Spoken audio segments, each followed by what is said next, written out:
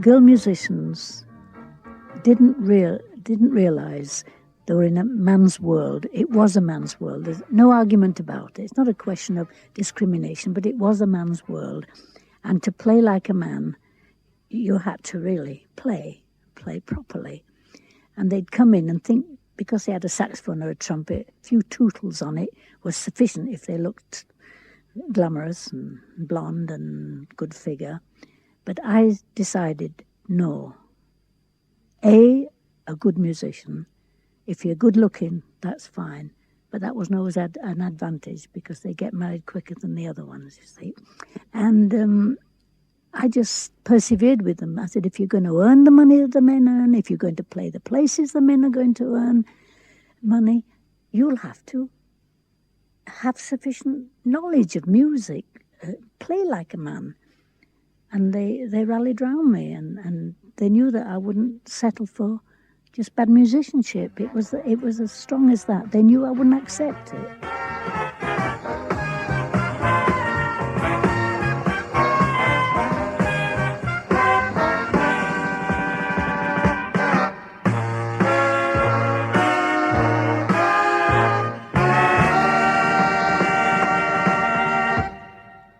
The band was improving all the time, and eventually the Mecca Dancing Organisation decided to bring it to London. They just converted the Covent Garden Opera House into a wartime ballroom, and it was proving to be the top venue for service personnel and civilians alike. So, who better to be the resident band than Ivy Benson?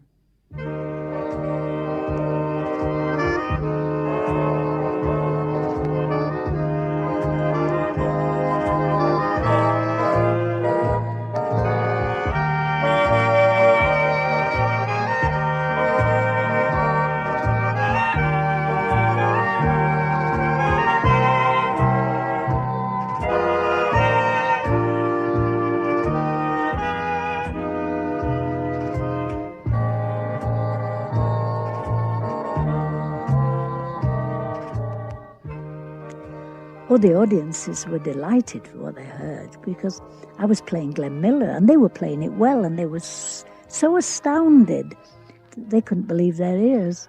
When we first started, they really came to see. They came to see and to knock. They came to see and said, "Oh, did you hear that band? Why do girls go in for that? That sounds terrible." But they couldn't say that because they were so rehearsed. So instead of being a freak, something freakish, they began to accept me as a Billy Ternant or a Joe Loss or Carol Gibbons, and any of the bands that were around at the time. They began to accept me.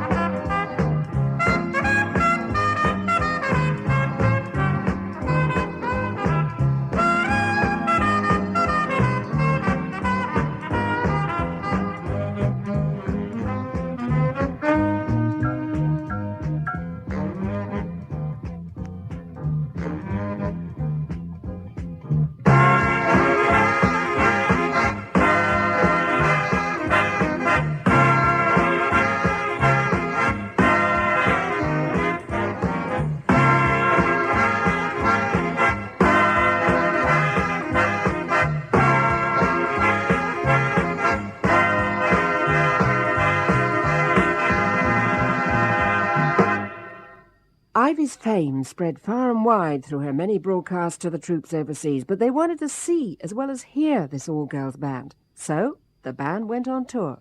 It wasn't a question of money. The maximum money one could earn from the War Office was £10 a week. Well, I don't care if you were the greatest star in the world, £10 a week. But it did help me to keep the girls out of munitions, out of conscription. But it also gave a tremendous amount of pleasure to the troops. And we travelled, really travelled, across deserts in rickety old army trucks. We even smuggled 3 poor little Italian kids that had been stranded in Klagenfurt over into the Italian border amongst all our luggage. Poor little devils. But we had a ball out there. I went backwards and forwards into Europe, then out of Europe into the Middle East. And I think I went to the Middle East so many times. We played to so many troops, I lost count. It wasn't so bad when I was playing for the British troops. But my headache, and God, it was a headache, came when I started playing for the American forces. They married them. So many of them that I just couldn't cope. I couldn't get replacements fast enough. And once I lost them all. I lost the entire band.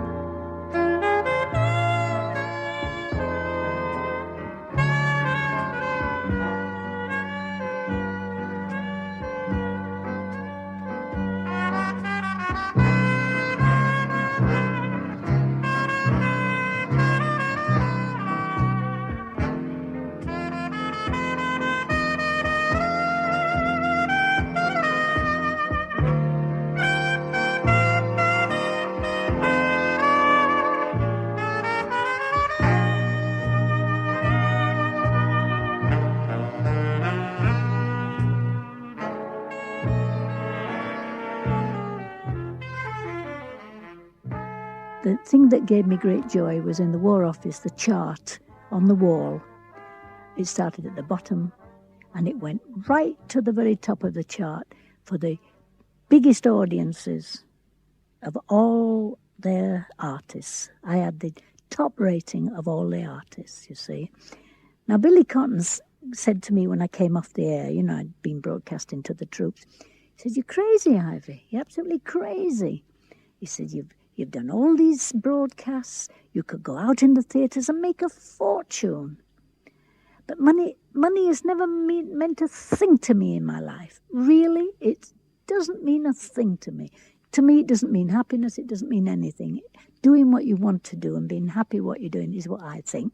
So I did what I wanted to do. I went over there for my £10 a week, over and over again. Cyprus, Middle East, Geneva, Shalufa, Tel Al-Kabir, you name, I've done them all. And when I came back, strangely enough, I had a ready-made audience when all the troops came back. Thousands of them came back home and they knew me.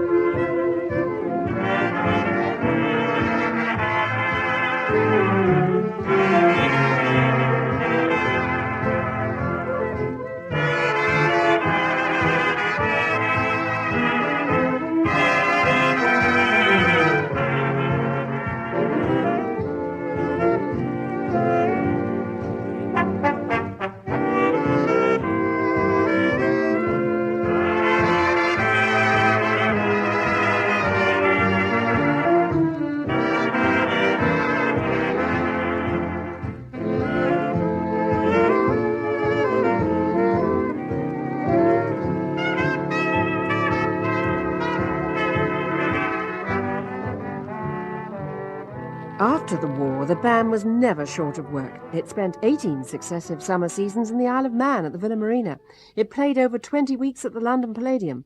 And when I was with them, playing trombone, the winters would be spent doing one-nighters at American bases or dances, public and private ones, in between trips to the continent to places like the Ancien Belgique in Brussels. I remember we once spent a month at the Baris, a top nightclub in Dusseldorf, where we really had to work hard. There was a tea dance in the afternoon, followed by 4 hours hard blowing on the stand at night. We were absolutely exhausted, but Ivy always had a constant supply of extra energy and determination. She could never have achieved what she did without it.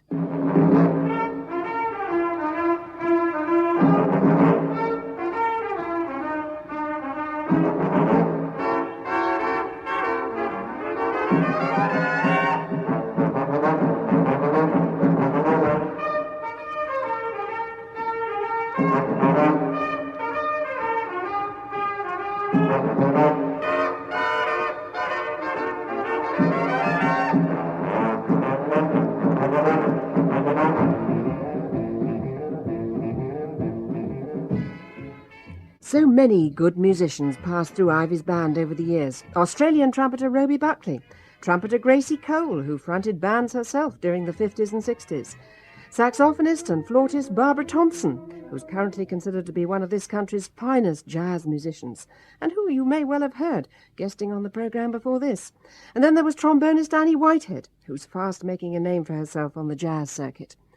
But strangely enough, or perhaps not, with the return of the men from the war and the appearance of bands like Johnny Dankworth, Ken McIntosh and Jack Parnell, the Ivy Benson Band virtually disappeared from the airwaves. In fact, I recall doing a BBC audition with the band, which presumably failed, as we never heard any more about it. But it certainly didn't make any difference to the band's popularity. Ivy Benson was a household name and was to remain so for a long time, even after she found it financially impossible to keep a full 17-piece lineup on the road.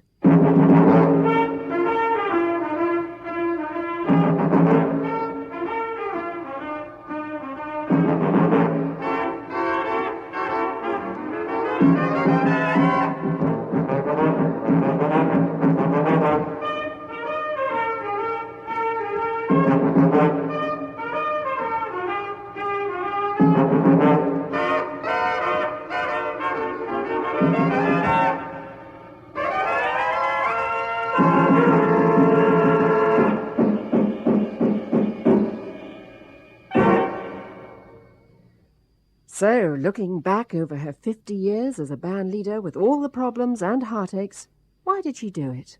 I did it really to improve the standards, I must confess. That's A. B, I did it because I wanted to, because it was a propelling force. It pushed me on.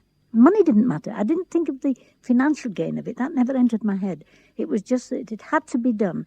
Girls were so downtrodden. They were in cafes, tea shops, and looked down upon, and I couldn't stand that.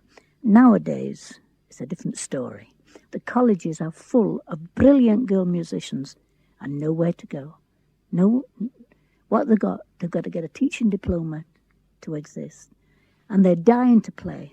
I'd give everything in the world to collect them all together and put them somewhere and stand in front of them. They're so good.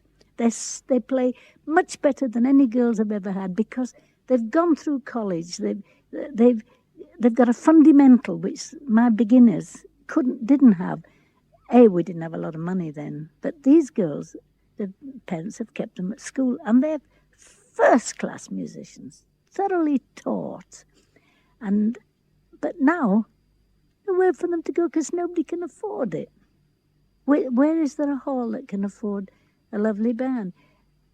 I mean, all the big bands are struggling, apart from Sid Lawrence, and even Sid doesn't work as much as he used to. Even pit bands, they're trios and quartets, when there used to be these wonderful pit bands, strings and woodwinds and saxes and brass. Now you look in a pit and what is there? An organ, and drums, and a bass, and it's tragic. It's so tragic.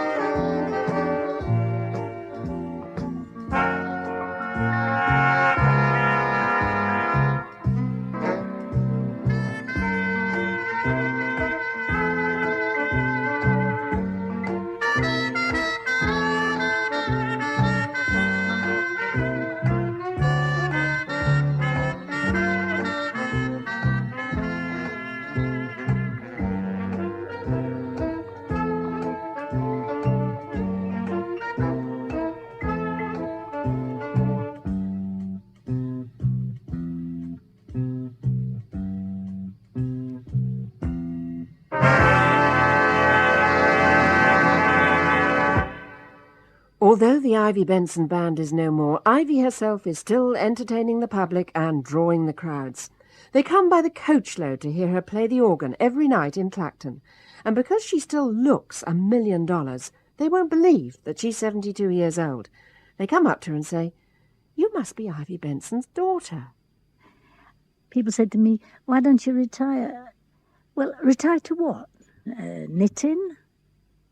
Rug making? Or pottering around the garden? I'm ever so alive.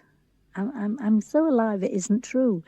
And I don't see why years make you doddering old fools. That's not possible. You can be 21 in your mind, and it keeps your body 21. I mean, I've never gained any weight. I'm still a size 12. I love life, and I'm happy. And I'm happy playing. And at the moment, I'm playing organ. I'm a good pianist, and I've utilised what my father taught me on the piano, bless his heart, and I just play now organ and piano. But what about her real love, the alto and clarinet? Doesn't she ever feel tempted to take them out and have a blow? I stood in my house, which I've just sold in London, and I looked at it, and it was lying there with my clarinet and my soprano, and I thought, what a waste, somebody could be using that. So I sold it.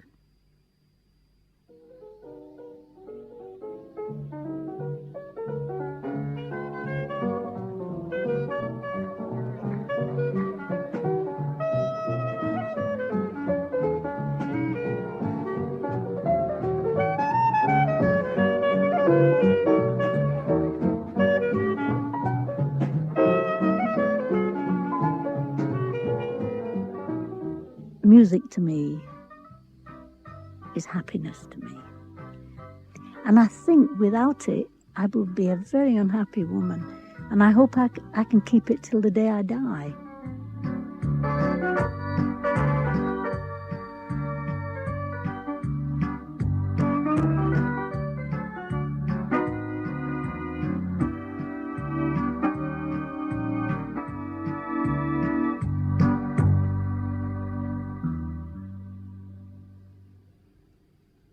Lady Be Good was the story of Ivy Benson and her all-girls band.